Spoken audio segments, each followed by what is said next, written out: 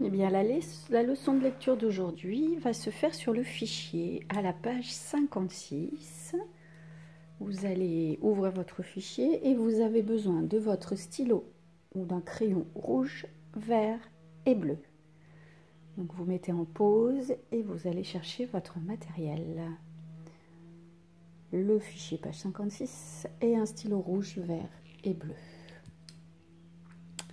Vous allez lire le texte.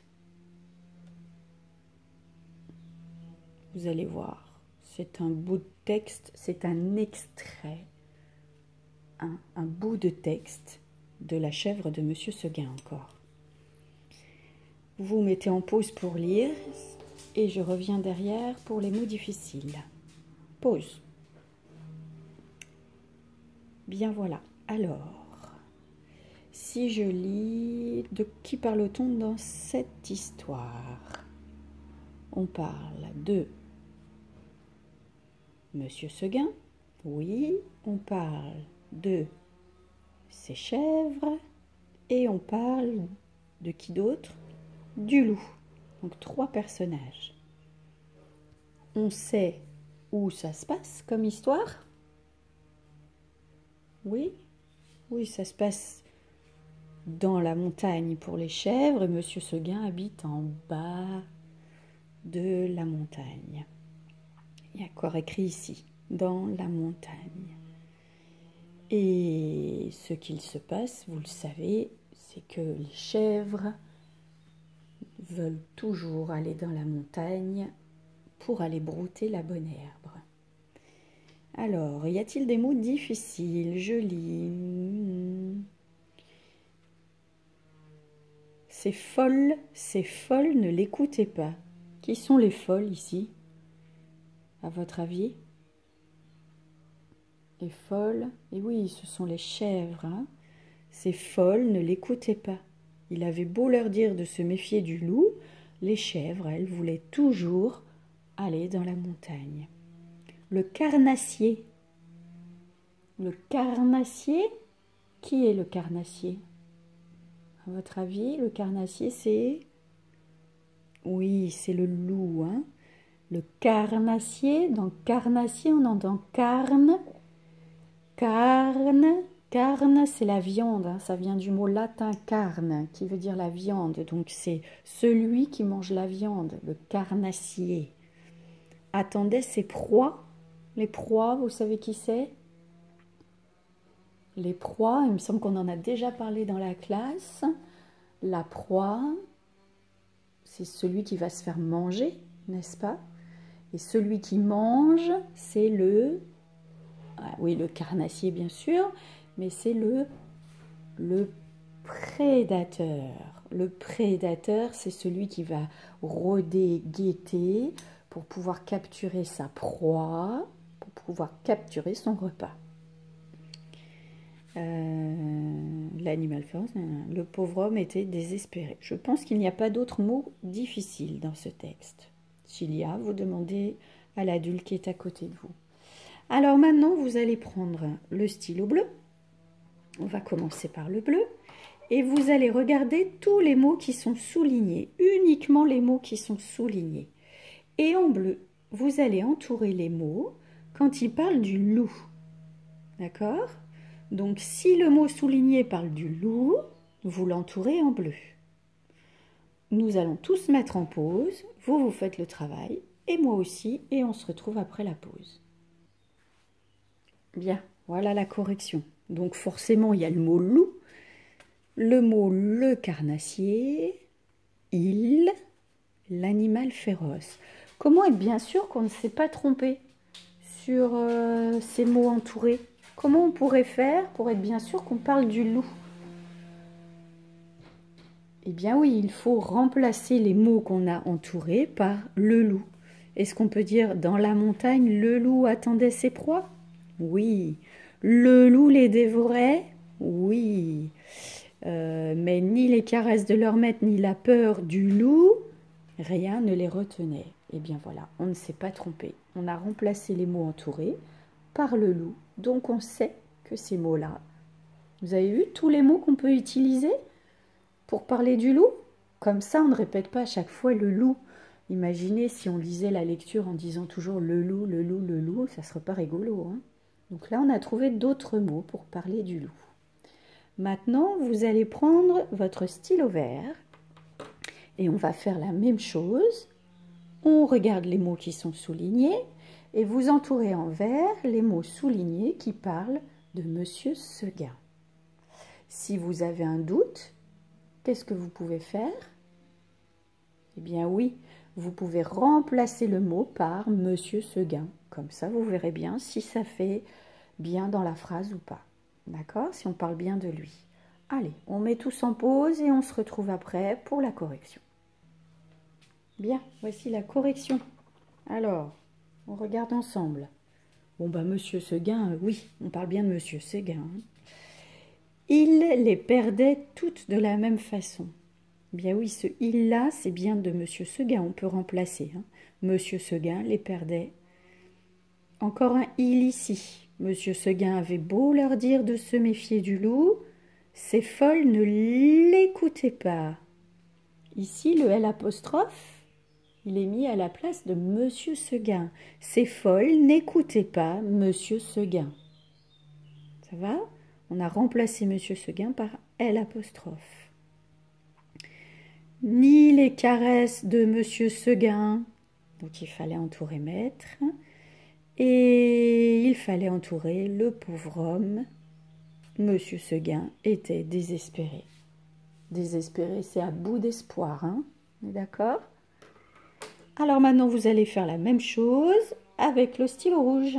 Le stylo rouge va permettre d'entourer les mots qui parlent des chèvres. Ça va? On se met tous en pause et on se retrouve après. Et bien voilà, en rouge, tous les mots qui parlent des chèvres. Est-ce que vous voyez bien ou il faut que je...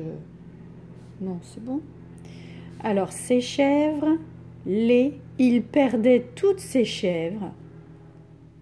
De la même façon, un beau matin, les chèvres cassaient leurs cordes.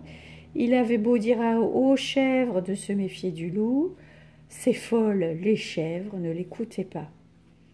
Dans la montagne, le carnassier attendait les chèvres, ses proies. Il dévorait les chèvres. Donc on remplace les chèvres par les, et rien ne les retenait. D'accord?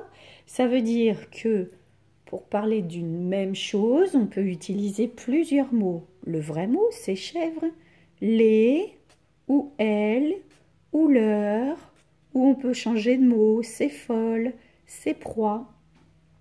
Ça permet au texte de ne pas entendre toujours le mot chèvre. Ensuite, vous allez lire les questions et vous allez y répondre à l'oral. C'est-à-dire que là, vous allez mettre en pause et vous allez répondre à l'oral, à l'adulte, aux questions que vous allez poser. Regardez bien à la fin, il y a un point d'interrogation. N'oubliez pas de monter votre voix. D'accord? Et on se retrouve après pour les réponses. Allez, pause.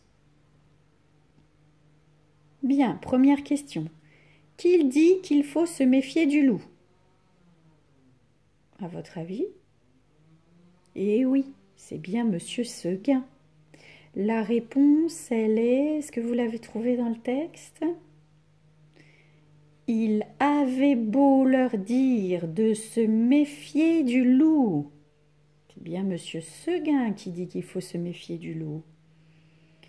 Qui sont ces folles? À votre avis, qui sont ces folles? Eh bien oui, ce sont les chèvres. On l'a entouré en rouge. Tout ce qui est en rouge appartient au monde des chèvres. Qui attend qui?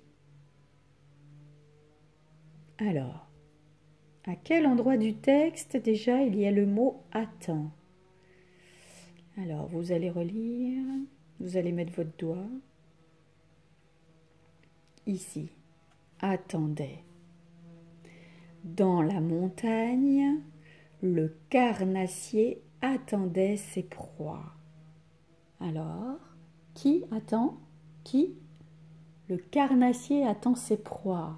Si on change et qu'on met les mots tout simples, le loup attendait les chèvres. D'accord? Donc ici, qui attend? Le loup. Et il attend qui? Les chèvres. Et la dernière question, qui est désespéré? Oui, c'est la dernière phrase. Le pauvre homme. Ah, on avait entouré en vert, vous vous souvenez? En vert, c'est tout ce qui se rapporte à Monsieur Seguin. Voilà. D'accord? Bien. Donc, le numéro 2 et le numéro 3, on ne va pas les faire parce que vous avez un petit travail d'écrit en plus à faire aujourd'hui. Ça fera 2 fois l'écriture. Ça va aller. Par contre, vous avez le droit de faire la page d'en face, la page 57. Je vais vous donner les consignes et après, vous allez faire la page à votre rythme et je mettrai la correction après. D'accord? Alors, premier exercice. Vous avez un tableau. Vous avez l'habitude maintenant. Vous avez des mots en haut du tableau, étiquettes, qu'il va falloir mettre dans le tableau. Dans la première colonne du tableau, je dois entendre E ou E. Et je vous rappelle qu'ici, ça va s'écrire comme ça. D'accord? C'est un petit rappel du travail sur la lettre E. Dans la deuxième colonne, je vais écrire les mots où j'entends O, mais le O qui s'écrit avec la lettre E. Vous vous souvenez comment ça fait ça? Oui? Ça y est? Vous l'avez dit? Oui, le O qui s'écrit avec la lettre E, c'est E, A, U. D'accord? Et dans la dernière colonne, qu'est-ce que c'est? Un renard. Ici, vous écrirez les mots où vous entendez E qui s'écrit E. Donc, je répète, première colonne, je prends les étiquettes et j'écris les mots quand j'entends E ou E qui s'écrit EU. Deuxième colonne, les mots où j'entends O et dont le O s'écrit EAU. Et dans la dernière colonne, les mots où j'entends E et où le E s'écrit avec la lettre E. Ensuite, numéro 2, vous allez compléter les petits tut-tut avec en, avec est ou avec un. Vous vous souvenez? On est toujours dans la lettre E, hein, regardez. Hein. En, est, un. Je vais vous donner les mots et quand vous ferez l'exercice, vous mettrez en pause. Premier mot, ici. Souvent. Gentil. Une reine. La neige. Un frein. Le seau est plein d'eau. Quand vous ferez l'exercice, vous mettrez sur pause à chaque fois. D'accord? Numéro 3, vous avez 3 mots. Vous allez lire le texte et compléter les trous par un des mots. Alors, il faut lire, hein? Ça va aller. On se retrouvera après pour la correction. Et à la fin, vous devez écrire une phrase avec toutes les étiquettes que vous avez. La première étiquette est super facile à trouver. Vous savez pourquoi? Oui? Bon, bah tant mieux. N'oubliez pas, à chaque fois qu'on a écrit une étiquette, on barre pour pouvoir savoir combien d'étiquettes il nous reste. Ça va? Allez, tout le monde se met en pause, vous et moi, et on fait les exercices et on se retrouve après pour la correction. Et bien voilà la correction. Donc vous prenez le temps de bien regarder chaque exercice, Si vous avez une erreur, vous la corrigez, il n'y a pas de problème. Et on se retrouve sur une autre vidéo un peu plus tard. À bientôt!